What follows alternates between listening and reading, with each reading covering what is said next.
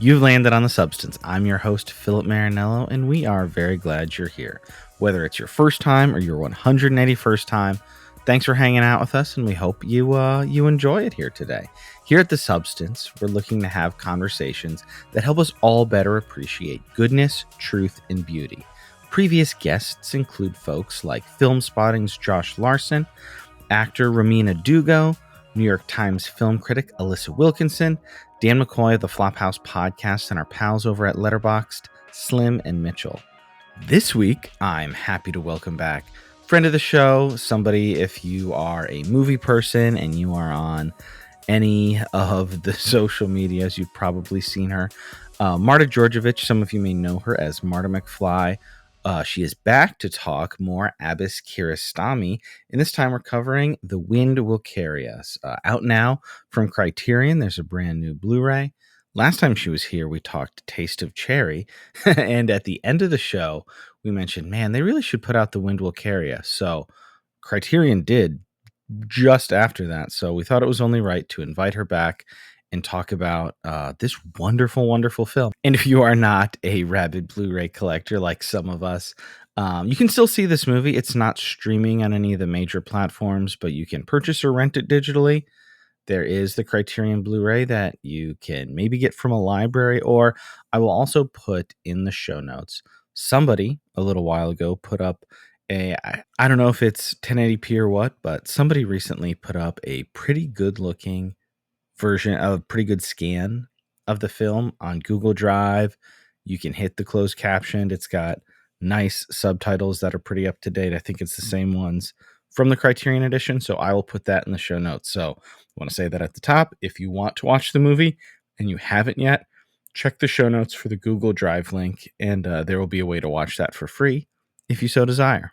And a reminder, if you've been listening for a while and you like the show, hit that follow or subscribe button or whatever it is on your various podcast player.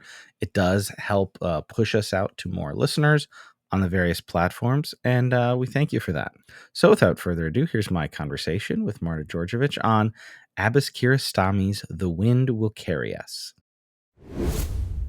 Marta, welcome back. It's so good to have you. It's so good to be back. I love that I'm back, and I love that I'm back for the topic that we're covering today. I don't want to pigeonhole you as a Kiarostami only. There could be worse things, I guess. But we'd love to have you back for other things as well. But it is kind of funny when you have somebody back for something and it's like very similar to the last one. But it makes sense. I mean, honestly, I would have been slightly offended if you didn't invite me back after we discussed this movie last time. So I'm very happy to be here, and I think that they're going to be nice little companion episodes to one another. Absolutely. And for any of the listeners who were there, it feels like not that long ago. Who genuinely knows? I can't believe we're already, as of recording, we're already in July somehow. But both of us are holding. This isn't great for the listeners, but I think our last episode kind of spoke this one into existence, yeah? I absolutely did. We both said it. We said this needs to happen, and lo and behold, what was it? Like a month later, it was announced. Yeah, towards the end of our episode, you're like, Phil, you got to see The Wind Will Carry Us. That might even be my favorite. I was like, oh, it sounds great. I looked it up and I was like, oh, this isn't out yet? Like, Criterion, get on it. And I guess the folks at Criterion are like, okay, Martin and Phil say so. Let's get it done. Amazing. No, it's excellent. This was the one that I was just so surprised wasn't a part of the collection, because it goes so well with everything else that they have on the channel. Some of his films aren't on the channel, and I can see why. They're so far removed from this world that he's crafted. But this one, yeah, it seems like the perfect fit for the channel, or collection, I should say. We talked a little off air about the Criterion hauls for the monthly sale. I think one of the other ones I will do, I didn't do a big one this month, just I'm trying to, there have been so many sales. I did the Vincent halfway to Black Friday, and Radiance has had a bunch lately, and I just need to chill out. But I probably will go back and put an order for the DVD only, because that's all I can get for is it Like Someone in Love? Yeah, the one Was that that was the one you based on spoke very Japan. highly of? I did Yeah, speak very highly that of one it. looks kind of odd and interesting, and there's no Blu-ray Yeah. yet. But I feel like as soon as I buy the DVD, they were like, "Oh, we're upgrading the Blu-ray." Then you just But get both. that's one that I need to see. That one's really, really excellent. I must have been bigging it up last time I was here. I like that one. However, it's so much more pessimistic than the other films we've discussed so far by him. Interesting. Yeah, and it's not in Iran. It's shot in Japan, so more I'm differences. so curious to see that. Yeah, I finally ordered the Coker trilogy. Certified copies in a weird place right now. Hopefully, I don't know. Maybe I'll cut this out, but the Blu-ray is no longer available, and I'm wondering if they're waiting to upgrade that to 4K or if somebody else is. For Like the certified copy? y- yeah, certified copy. The Blu-ray is not on Amazon, Barnes and Noble, or Criterion's websites, and it's out Hmm. of print. And I searched Barnes and Noble in my city and in several major cities that I have friends in, where historically sometimes we'll check our local Barnes and Nobles and see, and we'll get stuff for each other. Zero Barnes and Nobles in the country have the Blu-ray for Hmm. certified copy. They must be upgrading it then. That's a So great okay, film, then I'm gonna also. chill out. So I was like, do I need to buy the DVD right now? Because the DVD's not out of print. But I would wait. There must be a reason. I think folks are really getting into Kiarostami again the last few years. Like, there's a I lot of see more buzz. people talk. I felt Mhm. like, oh, good. Like we're a part of the way. Like Yes. he's somebody I told you last time, and it's true with this movie. We should get into it soon, but I feel like this is a body of work that I will be constantly coming back to kind of throughout the rest of my life. And even though, like, we're going to talk about it, I mean, Taste of Cherry, even more so, while he can be dealing with very drastic themes, it's there. His way, Kiarostami's way, is so beautiful and peaceful and poetic and soothing that it's some of the most delightful cinema you can find. Absolutely. I always go back to I mean, same as you, and even more so, I've now seen the same films over and over again, and I always turn to them when I'm feeling out of sorts, when I need to slow down, or when I even need just a reminder to live again, if that makes any sense. And particularly The Wind Will Carry Us. This is one film that I love to revisit, and yeah, it always makes me feel very calm and at ease. So for listeners who maybe weren't here for our last one, as the resident expert, you've kind of been on the Kiarostami train for longer than I. You want to give them a 1 or 2 minute Kiarostami 101? Oh gosh. What can I say that I didn't say last time? I mean, one of Iran's most prolific filmmakers, I would say. Unfortunately, not around with us anymore, but he has this deceptively simple style. Um, it's also, I would say, a bit of a documentarian's approach as well. He used a lot of non-actors, and he was just perfect at capturing this rural life, or at least in the film we're talking about today, the majority of his films based in Iran. Yeah, just this way of capturing rural life, a slower way of living, the clash between modern life and what was going on in the countryside. How they interact with one another. Wow, you put me on the spot, so Oh, I'm giving sorry. you a horrible explanation. But he also does always weave, Iran's own history, the politics that were going on at the time, and just how that's always been available throughout his work, maybe not obviously, but it's hidden in there for sure. Yeah, he started like it's so interesting to me his film career, what I understand of it. Like With Kanan, yeah. he was not seeking to be a filmmaker. Mm-mm. He No, was and a he didn't poet. even he never even called himself somebody who was inspired by other filmmakers, or yeah, he never really seemed to be a quote unquote cinephile. No, and it's so fascinating. He took his first jobs, which again, we spoke Wendell Carris into existence. I want to speak this into existence again. The Kiarostami documentary set. He has Yes. so many of them. A lot of them are on the collection or on YouTube. They're relatively. I haven't gone through because I mean, he's got a small amount of proper feature films that we would consider, but he's got a ton of work. I would love to see like I don't know, 10 or 20 of those documentaries in a set. I'd Yes. buy that on a sale in a second. Yeah, and so many of them are short too, like, they're varying in lengths. You have some that are 10 I minutes watched long. one today for the first time, and it was not a documentary. It was like just a short film. Have you Oh, seen, fun. what was it called? The Chorus. The Chorus. I don't It's think I've seen that. about an old man with a hearing aid, and throughout the day, he puts it in and takes it out, and it's like his experience with and without his hearing aid in his Mm. city. Where did you watch that? Is that also on the channel? That was YouTube. YouTube. I'll try and find that myself. No, I love that. It's also just so great to know how much of his past bleeds into his his piece, like his fictional stories. I mean, the fact that he like did so many documentaries, you watch his films, they have that sort of feeling like you are watching a documentary. The fact that he was a painter, just that painterly approach to how he views these landscapes. I find that really interesting. It really does seem like his career is built on building blocks, you know? Absolutely. And with this one in particular, so let's, for the listener who I don't, this isn't streaming currently, right? It's It not even may on the be on the channel. channel now. I don't know. I watched the Blu-ray. I watched the Blu-rays. Wow. It's Um, usually when they release a new release, it hits the channel shortly after. yeah, it should be on the Criterion channel soon, but if you don't have it, grab it 50% off Barnes and Noble or check it out at your local library. So this film, what does it say here? The description on the back, the mysteries of everyday life come into astonishing focus in one of Abbas Kiarostami's greatest cinematic achievements, a slyly self-reflexive commentary on the director's own artistic practice, which I did want to talk about, that as I considered the movie more like the protagonist as Kiarostami, I thought there was a lot of interesting things there. The Wind Will Carry Us unfolds with unhurried majesty as it follows an undercover documentarian whose assignment to cover a small village's funeral rites is continually frustrated by an elderly woman's refusal to die.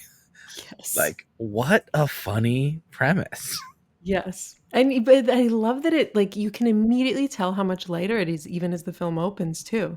Like if we're comparing it to Taste of Cherry, for example, which I guess I'll do because it's the last episode we talked about together. But yeah, the premise is lighter, the film itself feels lighter, but then it also still carries those heavy, heavy themes, just maybe disguised a bit behind that lightness. Yeah, it's still life and death. Yes. And it's and this is not something that struck me immediately. Like, there is a bit of the potential crassness of, oh, he's here Mhm. to um I guess shine light or human interest, like for the people in Tehran, like city people, like, oh, what are the funeral and death rites of the people who were kind of living in the past, things like that. Um, but thinking about the protagonist as Kiarostami, like, I kind of love it when people do this, like looking at his whole career, Mhm. which a lot of his stuff is very documentarian esque. But I mean, he was going into places where he didn't live. Like maybe he used to live or they were reminiscent for him, but going to places, disrupting them somewhat, shaping them in order for him to build his career. Like, what did that mean for him ethically? And he's kind of getting into that a little bit, or at least maybe playing with some of those themes here. Yeah, absolutely. I mean, he's also been in interviews as well, pretty open about the fact that the lead, Bezed, in the film, is kind of a version of himself. And yeah, I found the film, at least on this rewatch, him kind of wrestling with that, with everything that you're describing right now, how to deal with this career where he wants to capture something beautiful and untouched, yet at the same time, he's getting in the way of what he's trying to document or show on camera. And I feel like there is a bit of an ethical dilemma or push and pull that he was having, and he put it to camera beautifully. Yeah, like there is beauty and value in the capturing of these things, but through the act of capturing these things, you're disrupting. You Mhm. are maybe putting people out. Like it was so touching. He is objectively in much a lower standard of living, shall we say, than what he was used to in the city. Yet everybody or darn near everybody he comes into contact with is just so polite and so welcoming and so eager to share whatever it is they have with him. And Mhm. it's really touching stuff. Yeah, but at the same time, did you pick up on I was surprised to see it in the, documentary that's on the special features of the Criterion Disc. It's called One Week with Kiarostami, right? I believe so. And, in so the doc is basically a filmmaker spends a week with Kiarostami on the set of The Wind Will Carry Us, and early on, I think on day 1 or 2, they capture one local woman from the village that they shot at, who was upset that Kiarostami and the crew painted something on her home. Do you remember that? Oh, yeah, yeah, yeah. Yeah, so I did find that interesting because as polite as so many people are around him, that's a great example right there of, him coming in and disrupting what was there to make this form of fiction that he's creating better. So yeah, I that was a great example to me of that sort of us witnessing that sort of ethical dilemma that I'm sure he dealt with uh, often, probably while shooting these films, right? Well, yeah, and particularly because I would imagine the fact that he is an Iranian filmmaker making things that are so real, Mm. like, I would imagine it's a relatively, like, small ecosystem, like, stuff would get around, like, he's not just flying to locations, shooting, leaving, and then, like, never gonna see or hear from these people again, like, it's he could likely probably feel that more and throughout his, regular cycle. Mhm. Absolutely. Yeah, I would agree with that. But I mean, by and large, everyone seemed very, very happy to have him there, even from the documentary, and you can also just tell from the actors on camera or non-actors, I should say. I mean, we can sidebar now or get back to it later, but that documentary was fascinating. Like, it was kind of formless a little bit other than the days, but it felt like kind of it went along with Kiarostami's thing, but I loved just seeing like it was a true behind the scenes. Like especially if you watch it in relatively close proximity to the film, it's literally like, "Oh, just beneath frame there's a Japanese filmmaker filming everything else."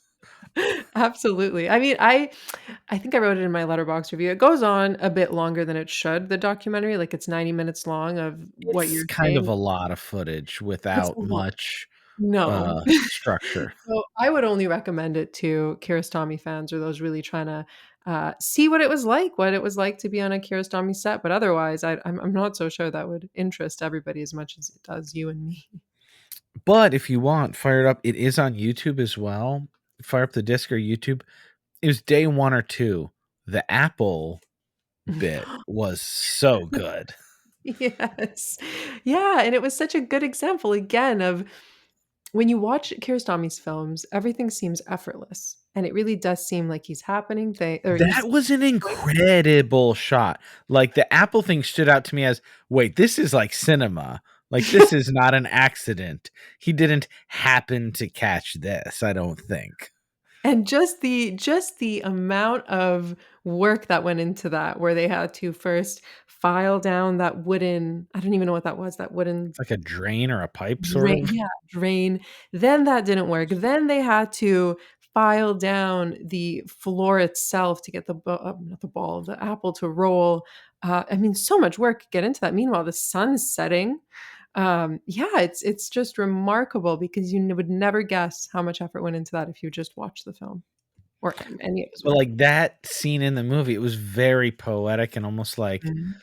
Terrence Malick-esque, and I was just like, Kiarostami's whole thing is realism, but that apple rolling down the, Drain? drilling down the walkway and perfectly into the drain, I was just like, "Wow, that's, like, a perfect moment." But Yeah. then the behind the scenes is like, "And this is how he engineered it." But I Yes. loved that. That was probably my favorite part of the doc.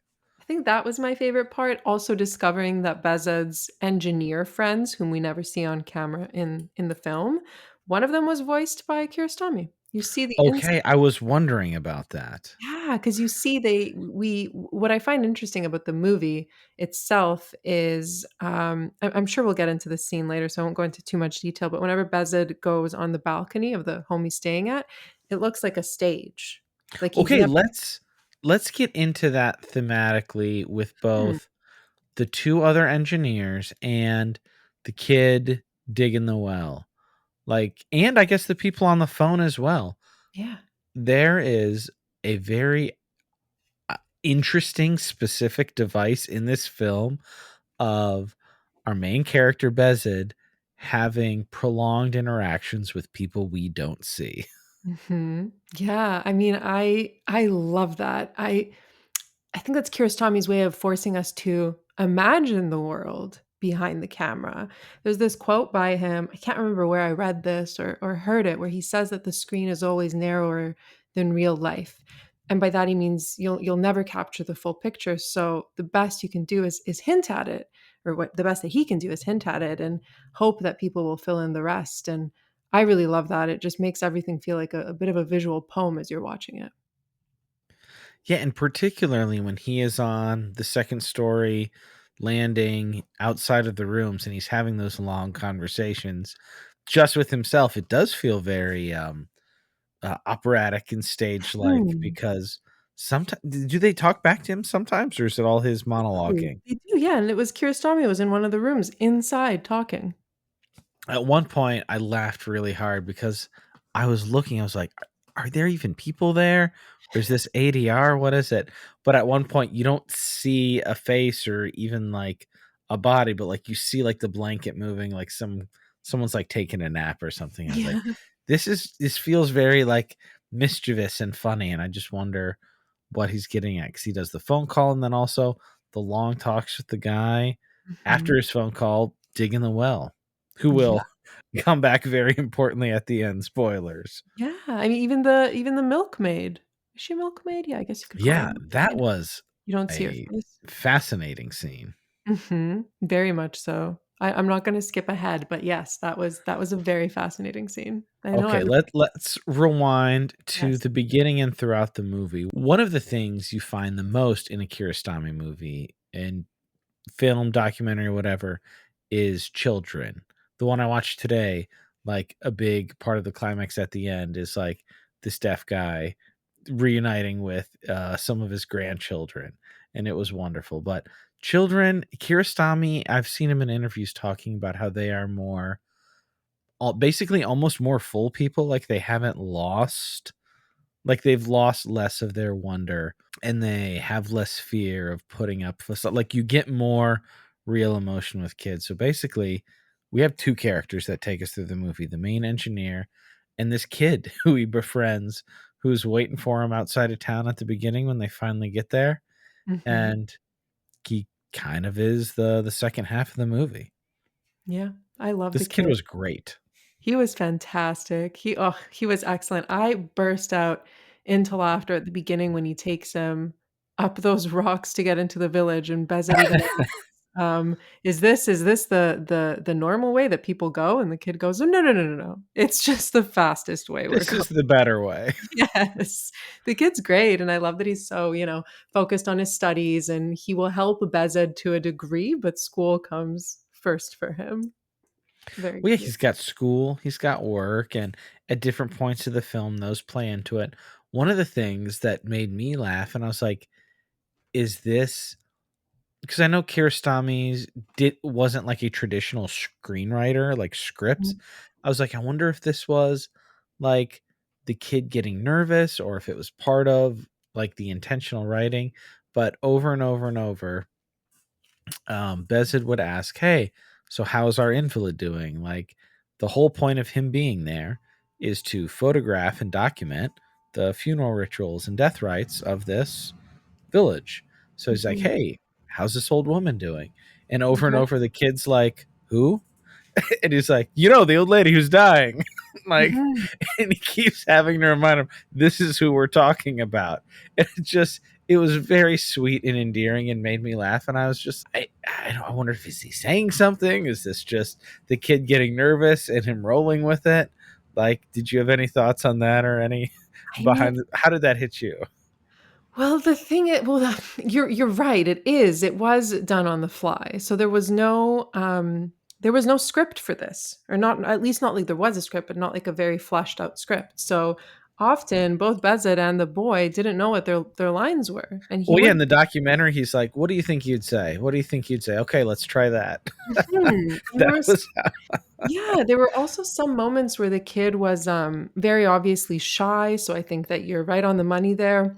Because Kiarostami even asks the boy in the documentary, like, "Oh, were you feeling shy about this answer?" I think at even one point he tells, one of the other people on set, like, "We'll never get another reply as honest as this one from the boy," because he was feeling a bit shy about it. So, yeah, I think a lot of the behind the scenes emotions that the kid had kinda bled into the film itself. I thought he was excellent. He was a natural. yeah, their relationship was wonderful, and I think probably my favorite scene is where basically Bezed was like looking for the kid to basically tell him he was okay. Mhm. Yeah. Yeah, yeah, yeah, yeah, and that was, oh, wait, are you talking about the scene where he asks, "Am I a good man?" to the little kid? Yeah, Yeah. Well, did you pick up on, Kiarostami being th that w he was feeding him those questions, off camera? Because it's shot yeah, yeah, it's shot in a way where you just see the kid, you think he's talking to Bezed, and vice versa, but it was Kiarostami talking to the boy, and there is an interview with Jonathan Rosenbaum from 2000 where Kiarostami explained a bit more of this, and I found it interesting because in the documentary, the kid seems like he loved Kiarostami. But what, Kiarostami told Rosenbaum was that the kid actually didn't like him as much as he liked Bezed. And Kiarostami was already having these emotions about, um, again, what we were talking about, these ethical sort of or feelings around filming this and bringing these stories to life and his career up until that point. So when he asks him, "Am I a good man?" That was actually Kiarostami genuinely asking the boy so he could learn more of it and see what the boy thinks. And in his mind, the kid didn't actually like him that much, which I disagree with. But no, the kid was very sweet. Mhm. And I love the scene where somehow the teacher let him go out of school to chat with him, and he said, "Hey, you having trouble on your test? Here's the answer." And he kind of Yes. teased him about like the heaven and hell or whatever. And it's like, "Well, obviously it's this." And the kid's like, "Really?" And he goes, "No, that's it's the opposite." Like, Yeah. don't you know anything? Like, and the kid was just so sweet and like genuine, and yeah, it was great. Yeah, their relationship was really nice, and I think it makes Bezid feel a bit more human, too, because he is very mechanical of a character, I would say. He's very impatient. Um, so him interacting with the boy does bring a bit of tenderness, I think. So another, I won't call this a through line, but it happens, I think, at his first phone call, and then it's important, obviously, at the grand finale. He finds that giant bone Mhm. when he's up there for the phone call, and just kind of keeps it with him in the Yeah, car. And I yeah. was like, There's man, many this symbols is to death throughout the film, huh? yeah, holding on to it. Which maybe we'll talk about this at the end. This was also kind of funny because both of us just have recently done guest shows talking about 28 years later Oh, with yeah. all this life and death and bones. And I goes, oh, this is a weird thing to have come up again in a very different movie. Yes. Could not be more different, but yeah, I think those similar themes. Wow, you're actually blowing my mind right now. The overarching themes, yeah. Yeah, remember death and remember love. Ooh, what a double feature that would be. I don't know if I suggest that The to wind will any. carry us in 28 years later. Yes. Let's find a rep theater to do that Oh, one. beautiful. No, I love the themes in this film. I mean, obviously, you think it's a film about death at the start, it ends up being a film about life, and also just the theme of waiting, you know, and Well, how. and that's the living of life, right? Like we think Mhm, of life and death as a binary, but like what Beza does in this movie is live with these people kind of uncomfortably because of like, and that's the whole tension, the Kiarostami tension of mhm. like, am I imposing by trying to do the things that I feel called to do that are important and that have value or whatever that enlighten and enrich. They're enriching your and my life, like these things that he's done, but like that's also like impacting the lives of others. And also, like, whenever he stops being so in tune with his surroundings and he gets taken away, always by technology, right? He misses out on what's happening around him, right? Every single time he gets taken away, he misses out on something. So I think it's very interesting to watch that tension of his anxious sort of rushing and the quiet rhythm of what's going on with or without him.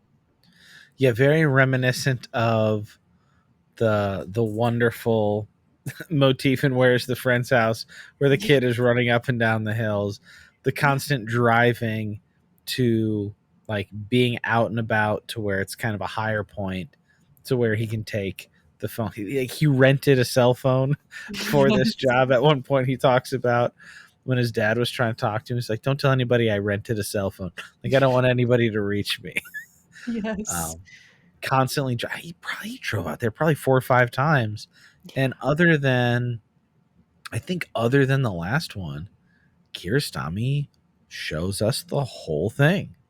Yeah. And it over like we live with each moment of that. And that's another thing that I I think us and probably hopefully a lot more viewers, as it does seem like Kiarostami's getting maybe discovered or rediscovered by folks. Like so much of his cinema is like showing and depicting life. Mhm. Like there are a lot of themes, there's a lot of art and visual poetry and some beautiful conversations, but one of the values I think his stuff has is like he does his art like he shows life, and not Yeah. a lot of cinema does that. Yeah. I mean, two of my favorite scenes in The Wind Will Carry Us are an example of just that showing, not telling, for one. And for two, they both occur at the top of the hill. So the two I'm thinking of is when with the turtle and with that beetle. With Okay, the yeah, let's get into the turtle. I definitely want to talk about Yeah. that. So he's upset. I think it's right after his producer tells him on the phone um, that he's running out of time or that, Yeah, basically his bosses are like, how like when is she gonna die? You don't know. You've been out there for so long. Like basically we're gonna pull the plug here soon. Yes. Yes. So he gets off the phone and he sees a turtle, and this broke my heart a little bit. He rolls the turtle over. He kicks the turtle on its back. Yeah, In this they're in Iran, basically in the desert, more or less. Yes. Yes. And so then he gets back in his car, and as he gets back in his car, the turtle kinda corrects itself and it keeps going. I was And very happy to see the turtle flip itself back over. me too. I was so upset for a while there. I was so close to pausing even the film and just Googling like, "Oh, well, turtles, can they flip back over by themselves?" Because that was also like he's like, "Well, I can't kill her. Like we're Mhm. just waiting." And then he's like taking out that frustration on the turtle Yes, on the almost. turtle. And it's just this example that, like, life isn't gonna stop or play by your rules. It's just gonna keep going, just how that turtle keeps going. And so, I kept that in my mind, that little turtle moment. And I don't know how many scenes later, but it happens again when he's back up on top of the hill, and this time he sees a bug, a beetle, pushing this rock up this hill. Or it's not even a hill, I guess it's just the ground, but it's a hill for the beetle. And the rock at one point either falls back down or the beetle stumbles, kind of hesitates for a moment, but then it just keeps pushing that rock again. And those two moments to me, they're so short, so minuscule, and yet I think they reveal so much about this film, truly, without saying a single word. And even Bezed, after the turtle, or not the turtle, after the beetle continues pushing that rock uphill, he notices and he has his first little glimmer of, aha, look, life just keeps going. And you can see his smile and it seems so genuine. And I think that's the first time in the film that things start to really click for him of what he should be doing and how he's been living his life thus far. I don't know if any of that No. makes sense. No, absolutely. And that's where with things like that, particularly with the beetle, it's like Kiarostami knows, just like with the apple at the beginning, he knows where to put those little flourishes in. Um And yeah, they are effective, I think, because like you said, he's not like beating you over the head with it. Like it's a beautiful and clear metaphor, but he's not like coming out and screaming it at you. No, I mean, I think the first time I watched this film, I didn't really click fully with those 2 moments. They just seemed like these nice moments, but I didn't really think too much about it, and yeah, it's only after this rewatch that I was like, "Ah, I see what you're doing here." I had a silly little note, so I'm I need to finish like my second full watch of it. But towards the beginning, when the boy kept taking him to certain parts of the city to like try to get to the highest parts to get various views, there was one scene where like a woman was like putting out her laundry or something like that, and they were like gossiping or whatever and looking at him and smiling. This is very silly, and this is like I wouldn't have brought this up if it wasn't you. 100% I paused it and I looked at it, I was like, "Oh man, it's close to the beginning." She looked just like our friend and friend of the show, Ramina Dugo. She had Did like super curly dark hair and just like round cheeks. I was like, "That super duper." Like I almost took a picture of it and sent it to her. Oh my gosh, I didn't pick up on that. Oh, now I not I thought that wanna was hilarious. I wanna see the film again now. I could be wrong, but Mm. maybe just a lady with dark hair, but I was like, "Wait, I know obviously it's not," but I was like, "That that looks very much." Wow. I just thought that was funny. I also really liked the tea lady. I loved the tea lady. The tea lady was, I think, maybe my favorite character. Wonderful character. And this was 1990, what was it, 99? 99, yeah. Yeah, yeah, Like 1999 Iran. Pretty feminist. yeah. Mhm. Mhm, I was yeah. really impressed. Yeah, and she will not back down at all. I like that she makes multiple, appearances in the film. Does she not? Yeah, couple. Yeah. Yeah, yeah, yeah. She I mean, was her one of the big scene basically talking about the value of women's work, and I loved when she was chewing out the guy who parked too close and was like shooting exhaust into her cafe. Yeah, yeah, I that was love that. interesting. She's amazing. She was one of the people I found this really fascinating.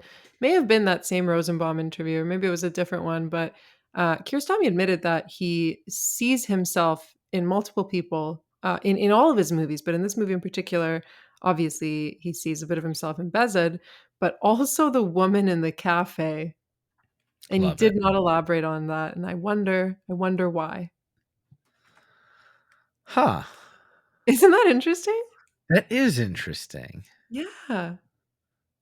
Maybe because she's so set in her ways, I don't know. I mean, he seemed to be a very, intense filmmaker, you know? That was even Yeah.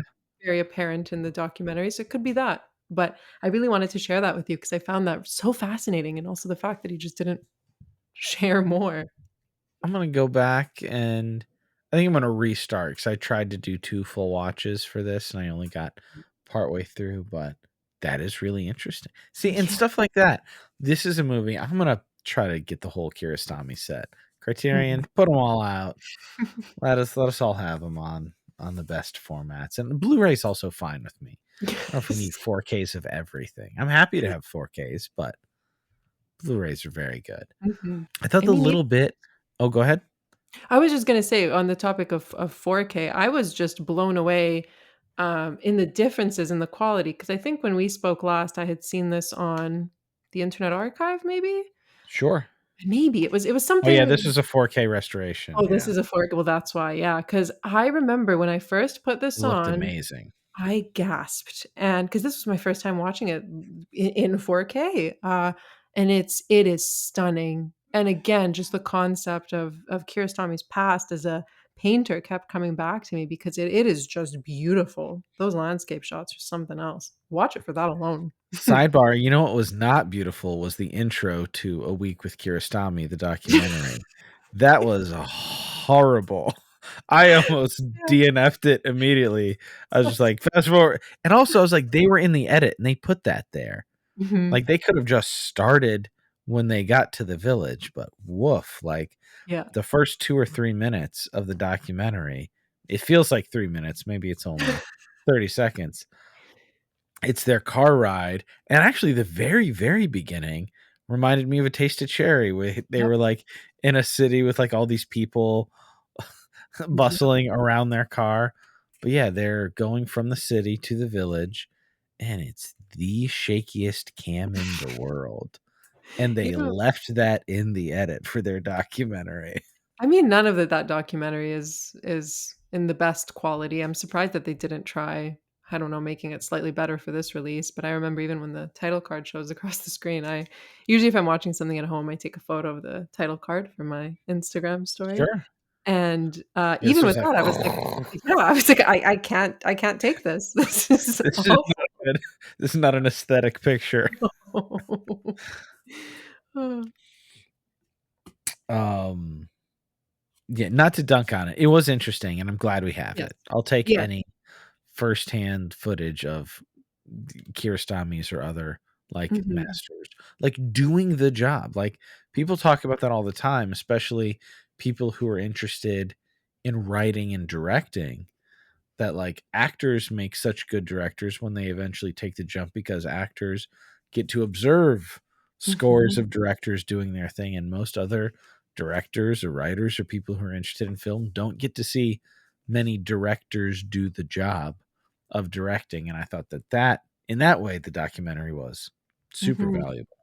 Yeah, I found him very fascinating just to watch him work, um, because he's very firm and stern when he wants something done a certain way, but at the same time, I mean, he's joking around with the people on set, the actors. Yeah, very yeah, I don't know, just And he was also very open. He's like, well, try this, try that. Like it was an Mhm. interesting dichotomy of super focused and super open. Yes, precisely. Yeah, I thought the same thing. Yeah, I wanna now that we're talking more about it, I feel comfortable telling people to check it out. Shaky cam and all. Woof. um, I also took a note. I love the little detail that they put in, and this feels like a writing thing, but maybe this was also a belief or tradition in the village. The soup offering to the invalid, Oh, yeah, where yeah. they were like all like a bunch of women from the village, like offer food, and basically whoever's food she accepts and eats gets a wish granted. And I was just like, these that's an interesting, like, I wonder if that's real or if that's Kiarostami. Yeah. Oh, I should have looked that up. Now that's gonna bother me. I'm gonna look that up after we finished recording because that is really fascinating. I just Maybe send me a accepted voice note and I'll real. throw it in. We're Yeah. recording it enough ahead of time. But I love that little detail because that's when Mhm.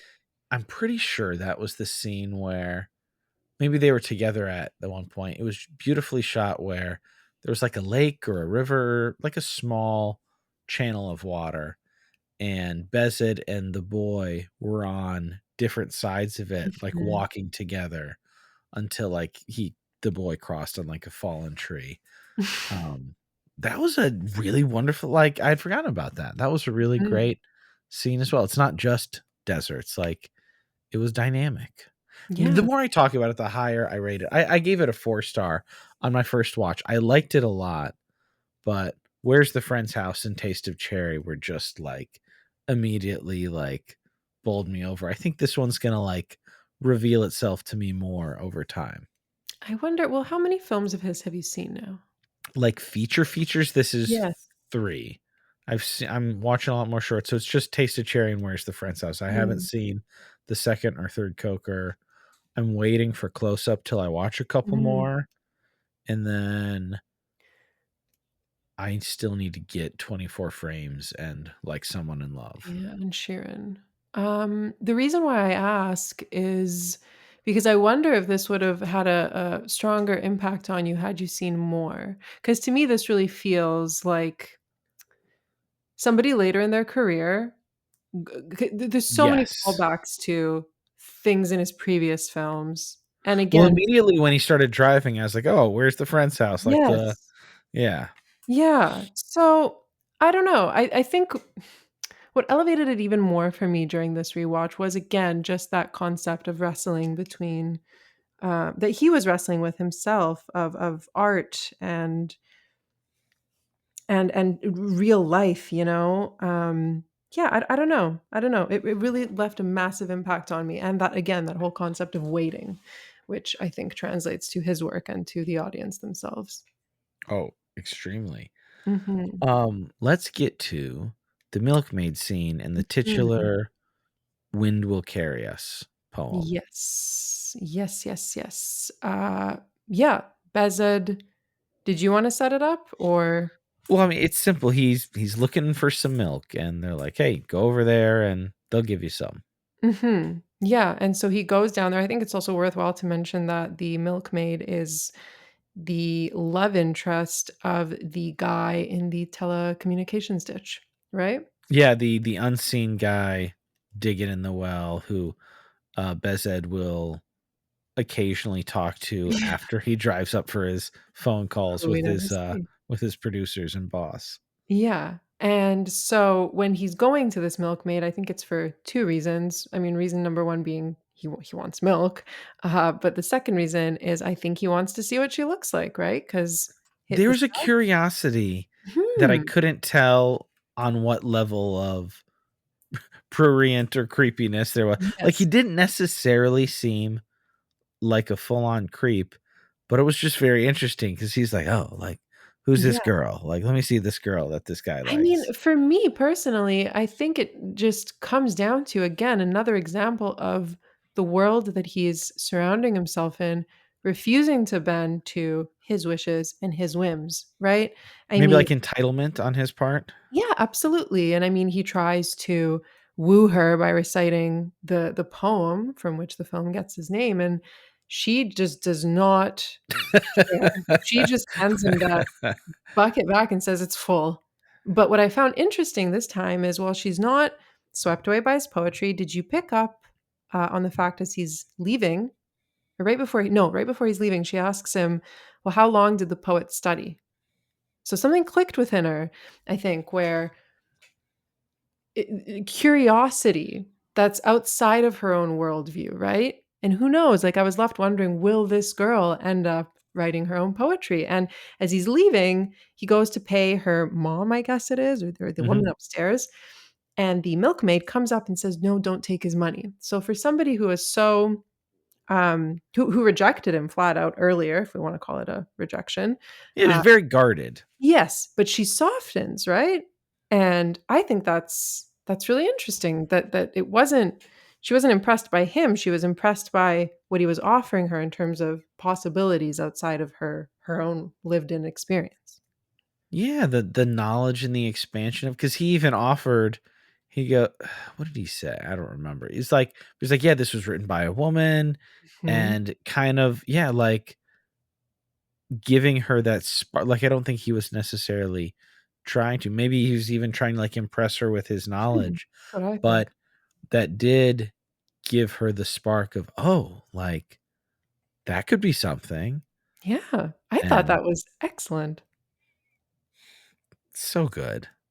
And Yes. that again, that scene was filmed very uniquely and, like, it stood out to like, Taste of Cherry is incredible, but much of Taste of Cherry, other than, like, when he goes back home in the silhouette and the thunderstorm, much of Taste of Cherry is the same. Kind of I mean, Where's the Friend's House changed a little bit at nighttime, but that's just because it went from day to night. Like, The Wind Will Carry Us has a number of scenes that are very distinct, even though the setting is kind of not quite desolate, but simple.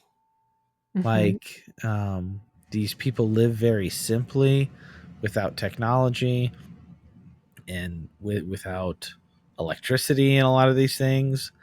But the scene with the milkmaid was like at the lower level where they didn't have a light other than the lamp, and there were the shadows and her hiding her face, and mhm. even us, the audience, we didn't get to see her face, and the cow and everything. How that was shot, that was a wonderful scene.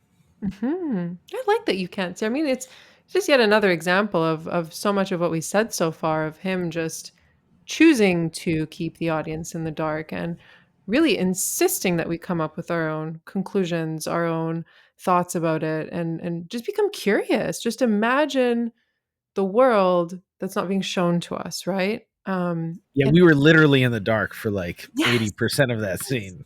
And that's something that was, I know that was really important to him to change that, to invite that curiosity back into the viewers. So with that scene with the milkmaid, I think it could mean whatever you want it to mean. And that's a huge reason why I'm such a fan of his work. So going from the milkmaid to her love interest, um, the old lady, the invalid. I think at one point they maybe said she like 100 years old or something like that. She's a Mhm. very old woman, still not dying, and he's basically biting his fingernails, going, "Ugh, like, are we gonna get pulled off of this? Am I gonna get to do anything?" And then there is a cave in at the dig where this guy, who is the milkmaid's love interest, is working, and then the movie shifts again, and I was like, "Oh, is this going to be like the fix?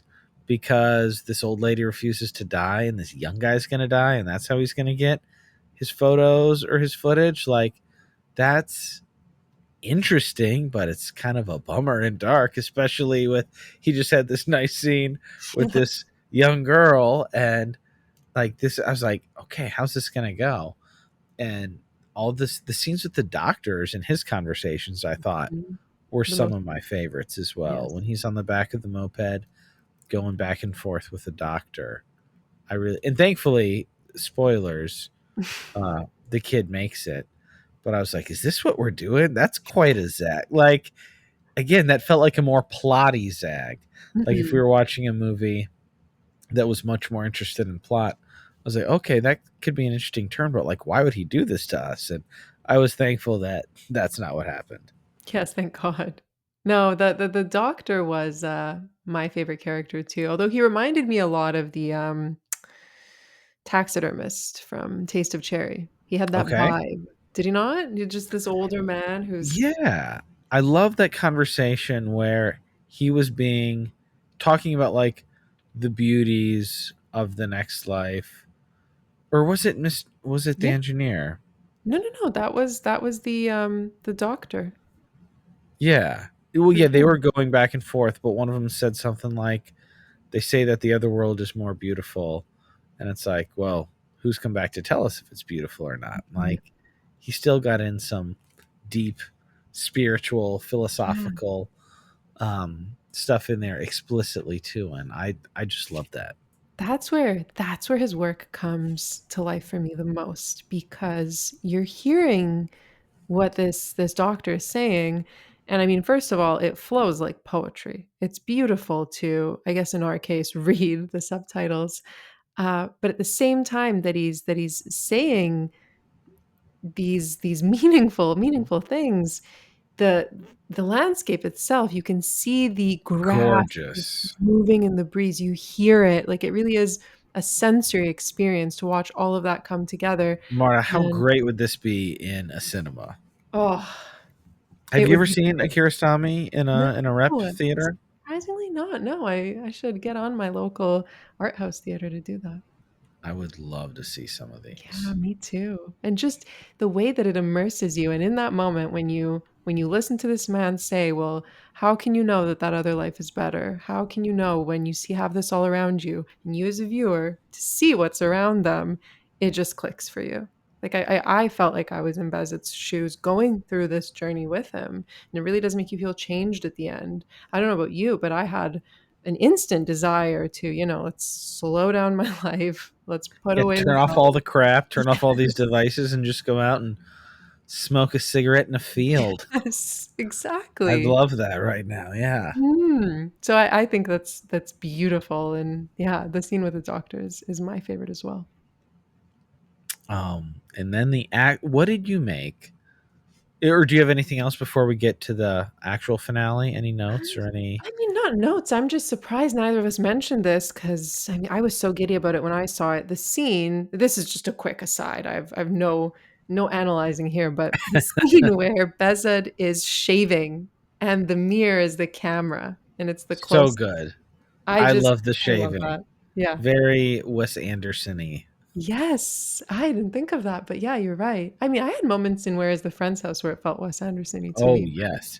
I mean, honestly, in a lot of it, I feel like not one for one or anything, but I feel like there are definite things in their brains that follow Mhm, similar patterns. mhm. Yeah, no, I thought that scene was excellent, and the entire time that woman's behind him who just gave birth and is still working, or was Yeah, that I when couldn't she gave birth? like I don't know what Iranian social dynamics were, but there were so many scenes where Bezid was interacting with people and it's like, is this guy just like an old single awkward guy who like doesn't talk to people outside of work and sometimes comes off weird, or not, no disrespect, is this just how kind of people in the countryside engage with each other?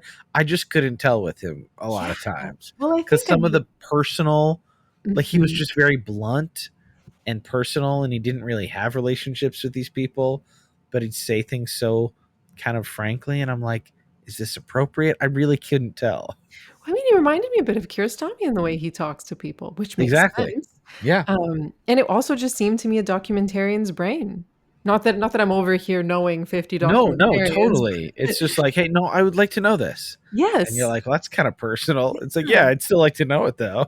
But I think also the reason why there were so many women, I think that woman upstairs actually tells him at one point, "Oh, the men are in the fields working all day, so that's why you're only coming across women and older women and Children, children yeah. in the village." But all the women, I mean, to go back to your earlier point with the woman in the cafe, same thing with that woman who's working after giving birth. I mean, all the women in this film are portrayed as being so strong. Oh yeah. Um, even the milkmaid too. So yeah, I think that's yeah, quite nice. Um so the actual end of Mm, the movie, he gets his shot and I couldn't tell again.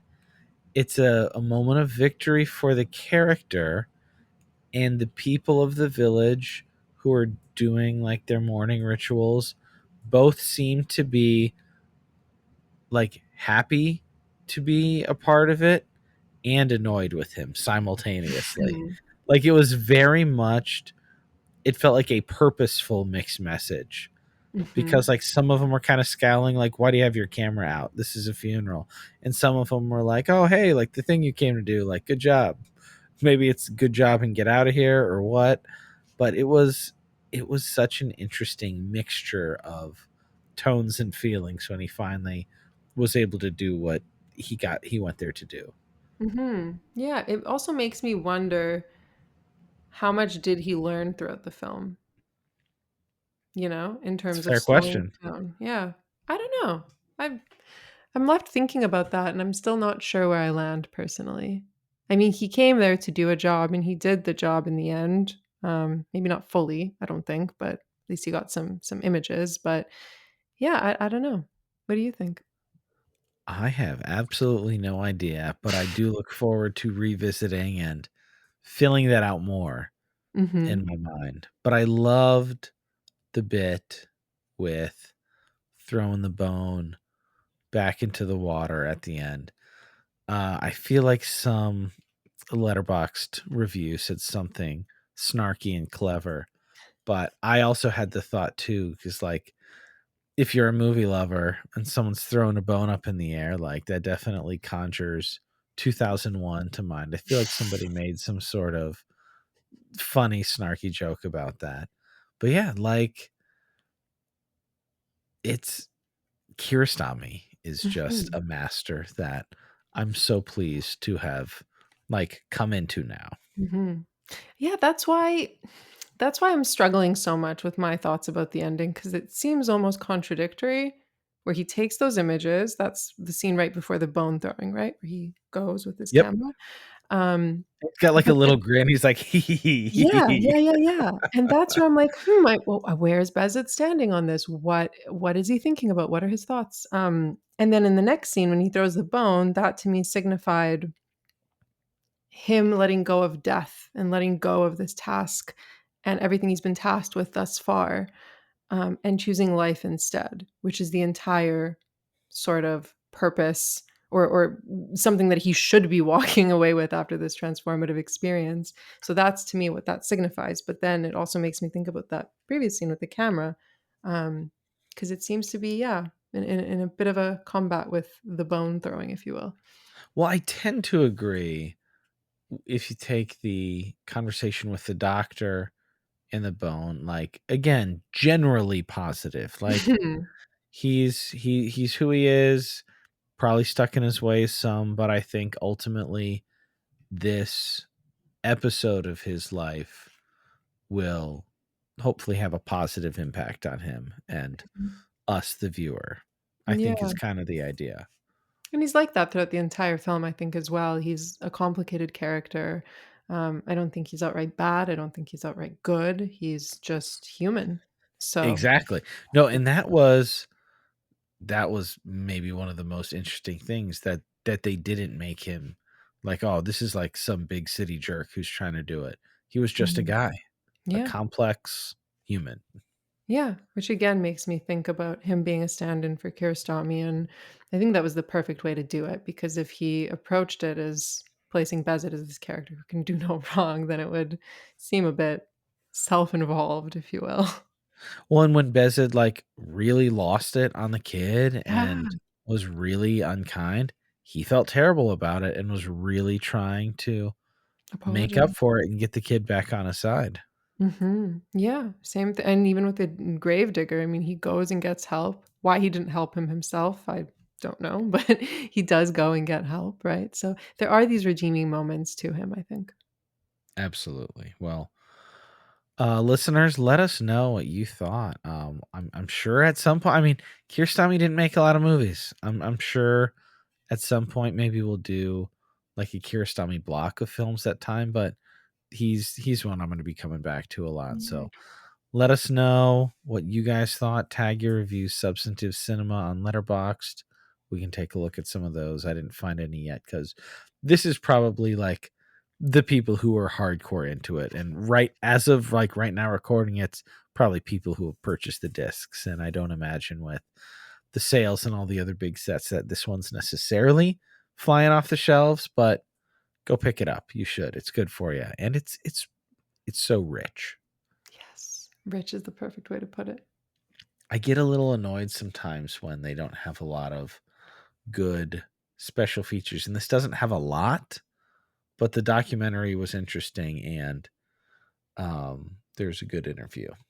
I think that the 4K of just the way it looks is it's worth it for that alone, truly. Yes, I'm gonna go back to the beginning and see if I can find a good still. I'll send you a picture of that Yes. lady on the roof. I was like, I'm pretty like it's a pretty good Please. doppelganger there. You want to share some quick thoughts before we do shout outs on just 28 years later? We're not going to cover that for a little while. We don't always cover movies right away, but and I listened to your episode when it came out, but don't remember anything Mhm. specific. But like 28 years later, how great was that? I loved that, and I thought it went in such an excellent direction. Happy that they didn't try to just milk the same thing that they did, but they took a bold choice, and to me, it wasn't even really a horror movie, and I thought that was the best way to do it. What did you think? I thought it was lovely. I Yeah, cried a number of times. me too. And man, Jodie Comer, give her some nominations. Ray Mhm. Fiennes was incredible. Ab Like the resolution, what I'm so glad they didn't do what I thought they were gonna do. But like the big resolution to the movie, I just thought was one of the most beautiful things I've seen in a movie in a while. And it was Mhm. a big studio zombie sequel from like 20 plus years ago. It's just kind of nuts. Yeah, no, I mean, I knew I was gonna love it any way you spin it just because 28 years or 28 Days Later is one of my favorite horror films of all time. So I had a feeling that I would enjoy it, and they more than delivered, I Yeah, think. Garland and Boyle together are a dream team. Mhm. I'm not the biggest, Garland fan solo. I like his work, but I like him more as a writer, especially when he's partnering with Boyle. Same.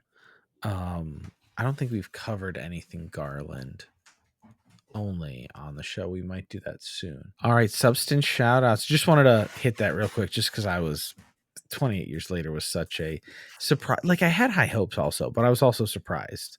I Mhm. didn't want to have high hopes. I was trying not to, and then I just thought it was phenomenal. But what else have you been watching, reading, listening to that you want to kind of put on folks' radar to go check out?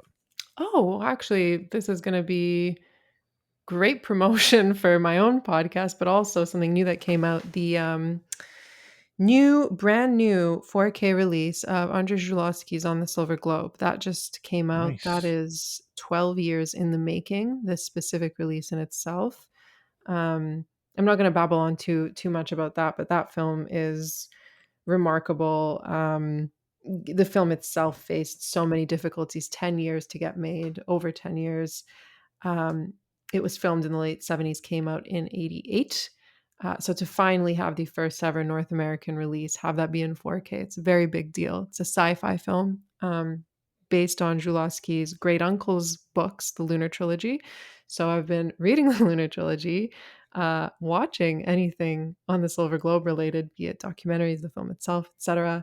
And that's all going to be wrapped up in a podcast bow.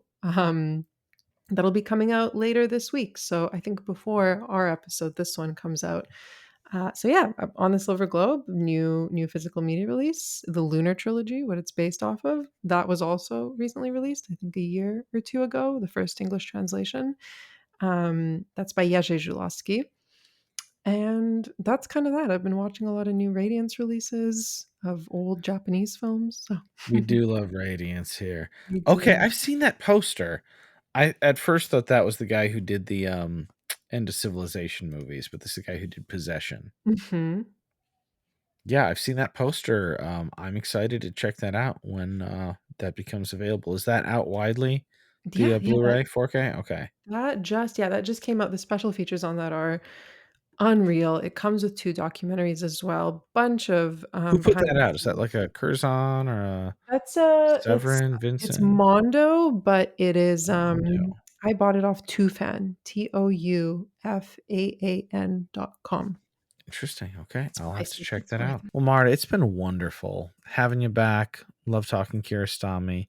Got to have you back for something that's not Kiarostami, even if we decide maybe we, like, I don't even know if I'd want to do an episode on the Coker trilogy. I feel like each one of those should probably have their own I agree with you. I tried down the doing the road. Coker trilogy in one episode of a podcast, and I was pressed for time.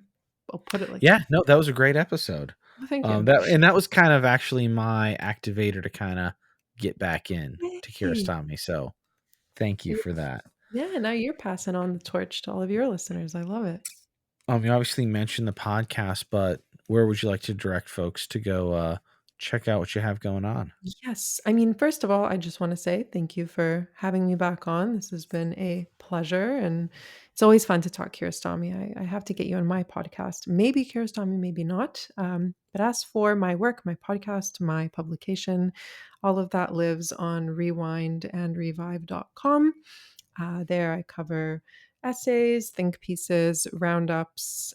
Then there's a supplemental podcast also called Rewind and Revive, which you can find from the publication or Spotify, Apple, wherever you get your podcasts. All right, we'll put that in the show notes. I've enjoyed. It's one of the few film ones that I'm subscribed to and I read Thank when they you. come out. And podcasts I know are a hard thing to do, especially solo. So whenever those come out, those are a treat as well. Thank you. Yeah, I wish I could have a bit more of a set schedule, but it is a lot of work across all platforms. So thank you. It's very appreciated. Well, Marta, you are welcome back anytime. And yeah, let me know, Kiarostami. I've got plenty of stuff. There's the world of cinema is huge. So whatever you want to have me on Me for in the too. future, Mhm. would love to do that. Perfect. So that was Abbas Kiarostami's The Wind Will Carry Us. Hope you guys enjoyed the conversation, and I really hope you guys check out the film. His work has been such a delight to just get into and enjoy. And every time I watch anything he does, whether it's a feature or a short, or I watch or read an interview with him, I'm like, this guy's body of work is something that will inspire and enrich my life for as long as I have one. So very grateful for his work, and that Criterion and folks like that are keeping it easy for us to access. So easy for us to access. Jeepers. Reminder, if you're watching along with us and logging the films on Letterboxd, you can tag them Substantive Cinema. That's Substantive Space Cinema.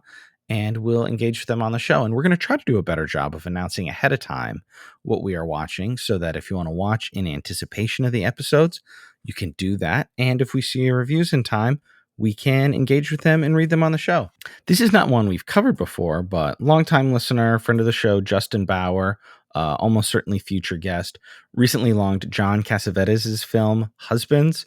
It's pretty long. I won't read the whole thing, but a couple lines here that made me chuckle. He says, "Are these the worst husbands of all time?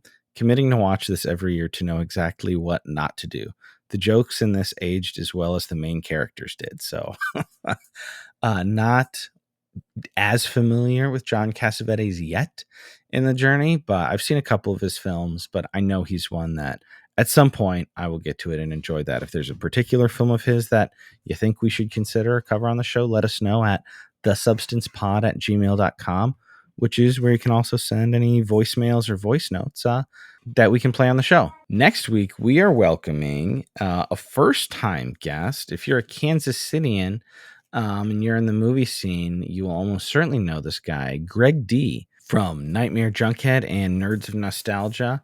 We'll be covering Edgar Wright's film The World's End, widely known as the third film in the Cornetto trilogy. It is a it is a spin on a body snatcher or invasion type movie, and it's really about getting older and growing up and the plus or minus value of conformity in society. It's a wonderful film. It's very funny. It's very smart. And as I'm creeping up on 40, it hits me a lot harder than it did 12, 13 years ago when I was much younger. If you watch or rewatch the film this week in anticipation for that and are on Letterboxd, log that Substantive Cinema, and we'll try to read that on the show. If you want to help support what we do here, or just show your appreciation, say thanks, you can do that on Cash App at $the_substance_pod. Send us a couple bucks, and we appreciate everybody who does that. And until next week, I've been your host, Philip Marinello, saying we'll see you next time on The Substance.